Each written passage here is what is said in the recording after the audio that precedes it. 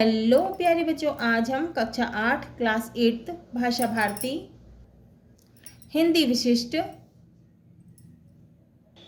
के पाठ 12 लेसन 12 याचक और दाता को पढ़ेंगे और समझेंगे। याचक का मतलब होता है मांगने वाला और दाता का अर्थ होता है देने वाला। आइए सीखें। मानवीय नैतिक मूल्यों, ईमानदारी, सेवा भाव और जीवन में उतारना, प्रत्यय एवं उपसर्ग का ज्ञान, मुहावरों की जानकारी एवं वाक्य प्रयोग, अवतरण चिन्ह का प्रयोग। पाठ परिचय है। इस कहानी में यह बताया गया है कि ममता का भाव बिना भेदभाव किए निस्वार्थ भाव से सेवा करने को उत्साहित करता है। तो इस पाठ में यह बताया गया है कि ममता का जो भाव है बिना भेदभाव माने बिना किसी भेदभाव के, निस्वार्थ माने बिना किसी स्वार्थ के से सेवा करने को उत्साहित करता है। दूसरी ओर पूंजीवादी सामंतवादी शक्तियां मानवीय मूल्यों का पतन कर देती है। कहानी में एक वृद्धा फूल आदि बेचती है और एक बच्चे का पालन पोषण करती थी।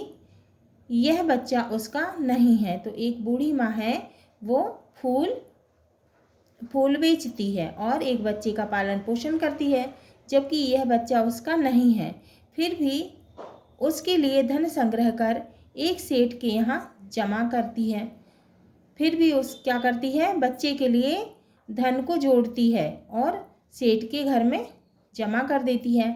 आवश्यकता पड़ने पर वह सेठ धन लौटाने से मुकर जाता है। तो जब उसको वो धन की आवश्यकता पड़ती है वृद्धा को, तो वो सेठ जो है वो धन देने से मना कर देता है। लेकिन जब उसे पता चलता है कि यह बच्चा उसका ही खोया हुआ पुत्र है, लेकिन जब उसको पता चलता है कि यह बच्चा उसका ही बेटा है, तब वह एकदम से बदल जाता है। फिर वह एकदम से बदल जाता है। पाठ को शुरू करते हैं। वह प्रतिदिन मंदिर के दरवाजे के पास जाकर खड़ी होती, दर्शन करने वालों को पुकारती, कहती, ये फूल चढ़ावा तो लेते जाओ। बोली की मिठास दर्शनार्थियों को आकर्षित करती और लोग नेत्रहीन वृद्धा से महकते फूल लेते, उसकी झोली में पैसे डालते और आगे बढ़ जाते। तो एक बूढ़ी माँ है, वो क्या करती है, फूल बेचती है मंदिर के पास में, और उसकी बोली इतनी मीठी है कि जो लोग दर्शन करने के लिए आते हैं वो उस बूढ़ी माँ से महकते हुए फूल, खुशबू देते हुए फूल ले लेते हैं और उनकी झोली में पैसा डाल देते हैं और आगे बढ़ जाते हैं। वो वृद्धा कैसी है, नेत्रहीन है ना, उनको दिखाई नहीं देता। सुबह से शाम तक वह उसी तरह सबका जीवन महकाती और रात्रि को मन ही मन भगवान को प्रणाम कर लाठी टेकती झोपड़ी की राह पकड़ती, माने अपनी झोपड़ी में वापस आती। झोपड़ी के समीप आते ही 10 वर्षीय बालक उछलता कूदता उससे लिपट जाता। तो जब वह झोपड़ी के पास में आती है तो एक छोटा बच्चा जो कि 10 साल का है उछलता कूदता हुआ उसे लिपट जाता है। वृद्धा उसे टटोलती, दुलारती और माथे को चूमकर जैसे पूरा प्यार उड़े लेने का प्रयास करती, माने कोशिश करती। बच्चा कौन है, कहाँ से आया, इस बात से कोई परिचित नहीं था। अब बच्चा कौन था और कहाँ से आया था, इससे किसी को नहीं मालूम था। कुछ वर्ष पूर्व संध्या के समय लोगों ने उसकी गोद में एक बच्चा देखा। वह रो रहा था। असहाय और रोते बच्चे को वृद्धा ने अपनी गोद में बिठाया तो बच्चा रो रहा था। एक शाम को, कुछ साल पहले एक शाम को उसकी गोद में एक बच्चा देखा लोगों ने, वो रो रहा था। असहाय और रोते बच्चे को वृद्धा ने अपनी गोद में बिठाया, माने बूढ़ी माँ ने अपनी गोद में बिठा लिया और उसे चुप कराने का प्रयत्न करने लगी। ममता का आंचल पाकर बच्चा सब कुछ भूल गया। इस तरह वह वृद्धा के पास रहने लगा। वात्सल्य की तड़प ने वृद्धा की जिजीविषा बढ़ा दी, माने वात्सल्य की तड़प ने जो है वृद्धा की जिजीविषा माने जीने की इच्छा बढ़ा दी। अब वह पहले से ज़्यादा श्रम करती, माने मेहनत करती और शीघ्र माने जल्दी लौटने की कोशिश करती। बच्चा माँ के स्नेह को पाकर प्रसन्न था। यानी बच्चा माँ के प्यार और दुलार को पाकर बहुत खुश था। वृद्धा ने अपनी झोपड़ी में एक हांडी गाड़ रखी थी। तो वृद्धा ने अपनी झोपड़ी में एक हांडी गाड़ रखी थी। दिन भर की मेहनत से वह जो कमाती उसमें से बचत करके डालती जाती। अब वो मेहनत करके परिश्रम करके जो भी कमाती थी वो हांडी में डाल देती थी। वह बच्चे के सुखद भविष्य को बुन रही थी। बच्चे को अच्छा खिलाना पहनाना और प्रसन्न देखने में ही वह प्रसन्न रहती थी। उसे लगता जैसे उसकी मंजिल मिल गई हो। दिन भर फूल बेचती और घर आकर बच्चे को हृदय से लगा लेती। मंदिर में पुजारी की दया उस वृद्धा पर पड़ी। वह उसे मंदिर की फुलवारी से फूल तोड़ने देता और उसकी ममता पर गर्व महसूस करता। अब जो मंदिर के पुजारी जी थे उन्होंने उनकी जो है वो देखते कि वृद्धा रोज आ रही है और रोज फूल बेच रही है, तो वो मंदिर से अब जो पुजारी जी जो थे वो उसे मंदिर की फुलवारी से माने मंदिर के बगीचे से फूल तोड़ने देते थे और उसकी ममता पर गर्व महसूस करते थे। वृद्धा भी फुलवारी को पानी से सींचकर सेवा करती थी। तो जो बूढ़ी माँ थी वो भी बगीचे में पानी देती थी। उसी नगर में सेठ बनारसी दास रहते थे। तो उस नगर में बनारसी दास सेठ रहते थे। देवभक्त और धर्मात्मा के रूप में उनकी अपनी पहचान थी। उनकी कोठी पर हर समय ज़रूरतमंदों की भीड़ लगी रहती थी। कुछ कर्ज लेने आते तो कुछ अमानत रखते। क्षेत्र के सभी मजदूर जो कुछ बचा पाते इन्हीं सेठ जी के यहाँ जमा कराते थे। पर वृद्धा ना जाने क्यों सेठ जी के यहाँ धन जमा कराने से हिचकिचाती रहती थी। मतलब वो जमा नहीं कराना चाहती थी। हांडी में अधिक धन हो जाने के कारण तथा चोरी हो जाने की आशंका से माने भय से एक दिन संध्या को वृद्धा ने हांडी उखाड़ी और छिपाकर सेठ जी की कोठी पर जा पहुंची। सेठ जी ने बही खाते के पृष्ठ उलटते हुए पूछा, क्या है बुढ़िया? वृद्धा ने हांडी सेठ जी की ओर सरकाते हुए सहमे स्वर में कहा, माने डरते हुए कहा, सेठ जी इसे जमा कर लें, मैं इसे कहाँ रखती फिरूंगी। वो कहने लगी कि सेठ जी इसे यहाँ जमा कर लो, मैं इसे कहाँ रखती फिरूंगी, इसमें क्या है? सेठ जी ने हांडी की ओर देखते हुए कहा। वृद्धा ने उत्तर दिया, मेहनत मजदूरी करके कुछ पैसे जमा किए हैं, चोरी न हो जाए इस डर से इन्हें आपके पास रखने आई हूँ, जब ज़रूरत होगी तब ले जाऊंगी। तो वो बूढ़ी माँ ने कहा कि इसमें कुछ मेहनत मजदूरी करके कुछ मैंने पैसे जमा किए हैं, चोरी ना हो जाए इस डर से मैं आपके पास रखने आई हूँ, जब ज़रूरत पड़ेगी तो मैं ले जाऊंगी। सेठ जी ने मुनीम की ओर ऐनक में से देखते हुए कहा, इसे बही खाते में इसके नाम से जमा कर लो। वृद्धा चैन की सांस लेती हुई अपनी झोपड़ी में लौट आई। अब वृद्धा को जो है चैन मिला और वो अपने घर आ गई। 2 वर्ष सुख से बीते माने 2 साल सुख से बीत गए। एक दिन ज्वर से माने एक दिन जो है बुखार आ गया है ना, किसको? एक दिन ज्वर ने लड़के को आ दबोचा तो लड़के को बुखार आ गया। वृद्धा माँ ने दवा दारू की, वैद्य को दिखाया, पर सारे प्रयत्न जैसे व्यर्थ हो गए। अब बूढ़ी माँ ने उसके लिए दवाई लाई और वैद्य को दिखाया, लेकिन उसके सारे जो प्रयास थे वो बेकार हो गए। उसका साहस टूटने लगा। वह उसे ठीक करने के उपायों पर विचार करने लगी। तभी अचानक शहर के बड़े डॉक्टर का उसे ध्यान आया। तभी उसे जो है एक बड़े डॉक्टर का ध्यान आया। इलाज के लिए पैसे का ध्यान आते ही वह सेठ बनारसी दास के यहाँ पहुँची। माने जब उसको पैसों का ध्यान आया तो वो कहाँ पहुँची? सेठ बनारसी दास के घर पहुँची। सेठ जी आसन पर टिके बैठे थे। ये दिख रहे हैं आपको सेठ जी, है ना? और ये वृद्धा माँ, और इस चित्र में भी देखो ये वृद्धा माँ दिख रही है और ये बच्चा दिख रहा है।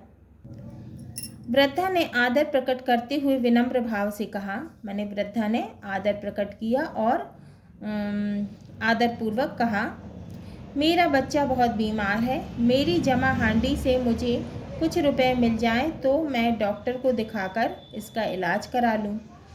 तो वो उससे कहने लगी सेठ से कि मैंने पैसे जमा किए, यहाँ तो मैं जो है मैंने हांडी रखी थी तुम्हारे पास, है ना, तो अब मुझे उसमें से कुछ पैसे मिल जाएं तो मैं अपने बच्चे का इलाज करा लूं। कैसी हांडी, कैसे रुपये, मेरे पास तो तुम्हारा कुछ भी जमा नहीं है। तो वो सेठ कहने लगा, कैसी हांडी और कैसे रुपए, मेरे पास तो तुम्हारा कुछ भी जमा नहीं है। सेठ जी ने कठोर स्वर में झल्लाते हुए कहा। सेठ जी ने गुस्से में कहा। वृद्धा ने कहा, सेठ जी, अभी 2 वर्ष पहले ही तो मैंने हांडी में जमा पूंजी आपके यहाँ जमा की थी। अब वो कहने लगी, 2 वर्ष पहले ही तो मैंने हांडी जमा की थी। यह कहकर मुनीम जी की ओर सहानुभूति की अपेक्षा की दृष्टि से देखने लगी। मुनीम जी ने सेठ जी की ओर रहस्यमयी दृष्टि से देखने के बाद वृद्धा से कहा, नहीं, तेरे नाम तो कुछ भी जमा नहीं है। अब मुनीम ने भी कह दिया कि अब तेरे नाम का तो यहाँ कुछ भी जमा नहीं है। वृद्धा वहीं जमीन पर बैठ गई और फूट फूट कर रोने लगी। अब वो बूढ़ी माँ वहीं बैठ गई और रोने लग गई। रो रो कर वह सेठ जी से दया करने की गुहार करने लगी। मैंने दया कहने लगी कि मुझ पर दया करो सेठ जी, मेरा बच्चा ठीक हो जाएगा, मैं आपके जीवन भर गुण गाऊंगी। और कहने लगी, सेठ जी, यदि मेरा बच्चा ठीक हो जाएगा तो मैं आपके गुण गाऊंगी। परंतु पत्थर में जोंक ना लगी, लेकिन वो सेठ जी को कोई भी फर्क नहीं पड़ा। सेठ जी ने क्रुद्ध होकर उत्तर दिया, जाती है नौकर को बुलाऊं। तो सेठ जी बहुत गुस्से में आ गए और जोर से चिल्लाए कि जाओ यहाँ से, नहीं तो मैं नौकर को बुलाता हूँ तुम्हें भगाने के लिए। वृद्धा लाठी टेक कर खड़ी हो गई। जाते जाते सेठ जी की ओर मुँह करते हुए उससे कहा, अच्छा भगवान तुम्हें बहुत दे। कहने लगी कि भगवान तुम्हें बहुत दे। बच्चे की हालत दिनों दिन बिगड़ती गई। प्राणों के लाले पड़ते देख वृद्धा माँ हताश हो गई। अब जब उसकी हालत बहुत अधिक बिगड़ गई तो वो हताश हो गई। रह रहकर उसे सेठ पर क्रोध आ रहा था। वह करे तो क्या करे। अचानक वह कुछ सोचकर उठी और बच्चे को गोद में उठाकर सेठ जी के घर की ओर चल पड़ी। देखो यहाँ दिख रहा है ना, ये सेठ दिख रहा है, ये वृद्धा माँ, बूढ़ी माँ दिख रही है और उसकी गोद में बच्चा दिख रहा है ना। बच्चे का शरीर ज्वर से और उसका कलेजा क्रोध से जल रहा था। बच्चे का जो शरीर था वो बुखार से बहुत तेज तप रहा था और उसकी माँ का जो कलेजा था वो क्रोध के मारे। बच्चे को लेकर वह सेठ जी के यहाँ पहुँची और धरना देकर बैठ गई। बच्चे को लेकर वो सेठ जी के घर पहुँच गई और बैठ गई। एक नौकर आया और वृद्धा को देखकर सेठ जी को इसकी सूचना दी। एक नौकर आया और सेठ जी को बुला कर लाया। सूचना पाते ही सेठ जी ने उसे वहाँ से भगा देने का आदेश दिया, तो भी सेठ जी ने उसे भगा देने के लिए कहा। नौकर ने बहुत कोशिश की पर वह टस से मस ना हुई। अब नौकर ने उसे भगाने की कोशिश की लेकिन वो वहाँ से नहीं हटी। थोड़ी देर बाद सेठ जी स्वयं आए। उसे देखकर उन्हें बहुत गुस्सा आया। अब वृद्धा माँ को देखकर उसे बहुत गुस्सा आया सेठ जी को, पर बच्चे को देखकर वे हतप्रभ रह गए, मतलब आश्चर्यचकित रह गए। जब उन्होंने बच्चे को देखा तो वो आश्चर्यचकित रह गए। बच्चे की सूरत उनके खोए बालक मोहन से मिल रही थी। उनका जो बच्चा गुम गया था उसके जैसे ही वो बच्चा लग रहा था। 7 वर्ष पूर्व उनका बेटा मेले में खो गया था। बालक की जांघ पर लाल रंग का चिन्ह पहचानकर सेठ जी एकाएक चिल्ला उठे। अब जब उन्होंने बच्चे की जांघ पर लाल रंग का चिन्ह देखा तो वो एकदम चिल्ला उठे, यह बच्चा तो उनका मोहन ही है। वह कहने लगे कि ये बच्चा तो मोहन है। इसके साथ ही तुरंत वृद्धा से बालक मोहन को छीनकर सेठ जी ने अपने कलेजे से लगा लिया और उन्होंने बूढ़ी माँ से वो बच्चे को छीन लिया और अपने कलेजे से लगा लिया। बालक का शरीर ज्वर से तप रहा था। बालक को बहुत तेज बुखार था। हालत को गंभीर समझ सेठ जी ने तुरंत नौकर से कहा, जाओ तुरंत डॉक्टर को लेकर आओ। अब उन्होंने नौकर से कहा कि जाओ डॉक्टर को बुला के लाओ जल्दी। वे बालक को लेकर अंदर चले गए, वो बच्चे को लेकर अंदर चले गए। बाहर वृद्धा चिल्ला रही थी, मेरे बच्चे को मुझे वापस दो, वह मेरे दिल का टुकड़ा है, उसे मत छीनो। वो चिल्लाने लगी कि बच्चे को मुझे वापस दो, वो मेरे दिल का टुकड़ा है। सेठ जी अपना अधिकार जताते हुए बोले, यह बच्चा मेरा है, इसे कुछ नहीं होने दूंगा। जोर जोर से चिल्लाने लगे और कहने लगे कि ये बच्चा मेरा है, मैं इसे कुछ नहीं होने दूंगा, इसे किसी भी कीमत पर बचाऊंगा। वृद्धा ने जोर से ठहाका लगाया, माने वृद्धा जो बूढ़ी माँ थी वो बहुत जोर से हंसने लगी। अब यह तुम्हारा बच्चा है, इसीलिए इसे प्राण देकर भी बचाओगे, दूसरे के बच्चे की जान जान नहीं होती, कहने लगी वह। यह कहाँ की मानवता है। सेठ जी की दशा अजीब सी थी, वे जैसे निरुत्तर हो गए, माने उनके पास जैसे कि कोई उत्तर ही नहीं था। उनके अंदर का अहंकार, माने उनके अंदर का घमंड धू धू करके जल रहा था। वृद्धा कुछ देर बाद अपनी झोपड़ी की ओर चल पड़ी। बूढ़ी माँ थोड़ी देर बैठी और अपनी झोपड़ी के लिए चल पड़ी। डॉक्टर ने आकर मोहन को दवाएं दी। दवाओं ने अपना प्रभाव दिखाया। होश आने पर उसने आँख खोली और बोला माँ। जब उसको थोड़ा होश आया तो उसने जो है आँख खोली और बोला माँ। दवाइयों का असर होने लगा। अपने आसपास माँ को ना पाकर वह रोने लगा। वो बूढ़ी माँ को नहीं पाकर रोने लगा। उसकी हालत फिर बिगड़ने लगी, ज्वर बढ़ रहा था, फिर बुखार आने लगा उसे, और वह माँ माँ माँ की रट लगाए जा रहा था। वो चिल्ला रहा था माँ माँ। डॉक्टर परेशान थे। सेठ जी के हाथ पांव फूलने लगे। चारों ओर अंधेरा नजर आ रहा था। सहसा सेठ जी का ध्यान उस वृद्धा की ओर गया। अब उसको वृद्धा माँ, जो बूढ़ी माँ थी, उसकी याद आई, जो थोड़ी देर पूर्व अपने बालक की पुकार करते करते वापस चली गई थी। सेठ जी शीघ्र अपनी कार से झोपड़ी तक पहुंचे। जल्दी से सेठ जी कार से जो है वो वृद्धा माँ के घर पहुंच गए, झोपड़ी पहुंच गए। बिना झिझके वे झोपड़ी के अंदर गए। अब वो बिना कुछ सोचे विचारे झोपड़ी के अंदर चले गए। वृद्धा टाट पर निस्तब्ध लेटी हुई थी। अब वृद्धा जो थी बेचारी लेटी हुई थी और आंसू बहा रही थी, रो रही थी। सेठ जी पहले सहमे कि किस मुंह से इससे बात करें। पहले वो सहम गए कि मैं इससे कैसे बात करूं, पर बालक की गंभीर दशा याद आते ही उन्होंने झुककर उसे हिलाया। फिर उन्होंने बूढ़ी माँ को झुककर हिलाया। वृद्धा ज्वर से तप रही थी। बूढ़ी माँ को भी बुखार आ रहा था। सेठ जी ने प्रार्थना भरे शब्दों में कहा। सेठ जी अब प्रार्थना करने लगे और बोले, तेरा बच्चा मर रहा है, वह 4 बार माँ ही माँ पुकार रहा है, वह बार बार माँ ही माँ पुकार रहा है। अब तू ही चलकर उसके प्राण बचा सकती है। वो कहने लगा कि अब तेरा बच्चा जो है वो मर रहा है, वह बार बार माँ माँ पुकार रहा है, अब तू ही चलकर उसके प्राण बचा सकती है। आज तक सेठ जी ने किसी के सामने सिर ना झुकाया था, किंतु वक्त ने वृद्धा के सामने उसे याचक बना दिया। आज तक सेठ जी ने किसी के सामने जो है सिर नहीं झुकाया था, लेकिन बूढ़ी माँ के सामने वो क्या बन गए? याचक बन गए, मांगने वाले बन गए। सेठ जी वृद्धा के पांवों में गिरकर बच्ची की जान बचाने की याचना करने लगे, है ना। वे बोले, ममता की लाज रख ले। माँ का ममत्व जाग उठा। वह बीता हुआ सब भूल गई और सेठ जी के साथ चल पड़ी। घर पहुंचते ही वृद्धा ने मोहन के माथे पर हाथ फेरा। हाथ पहचानते ही मोहन ने तुरंत आंखें खोल दी। माँ, तुम आ गई? वृद्धा ने कहा, हाँ बेटा, तुम्हें छोड़कर कहाँ जा सकती हूँ।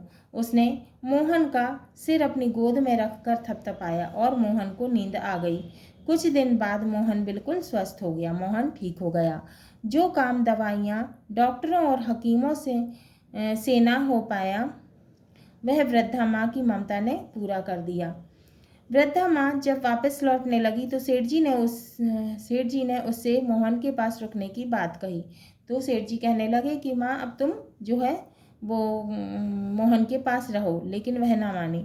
सेठ जी ने रुपयों की वह हांडी क्षमा मांगते हुए उसे लौटाई तो उसने कहा, यह तो मैंने मोहन के लिए इकट्ठा किए थे, उसी को दे देना। जब वो हांडी वो वापस करने लगे तो बूढ़ी माँ बोली कि ये तो मैंने मोहन के लिए जमा किए थे, उसे ही दे देना। वृद्धा सेठ जी की धरोहर मोहन को सेठ जी के यहाँ छोड़कर लाठी टेकती हुई झोपड़ी में लौट गई। अब जो सेठ जी की जो धरोहर थी, मोहन उसको सेठ जी के पास छोड़कर लाठी टेकती हुई झोपड़ी की तरफ लौट गई।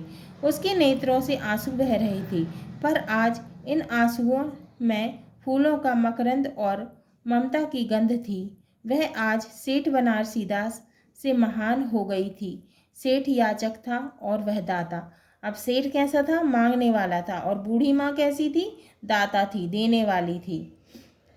रविन्द्रनाथ ठाकुर की कहानी भिखारिन पर आधारित। तो ये कहानी किसने लिखी है? रविन्द्रनाथ ठाकुर ने।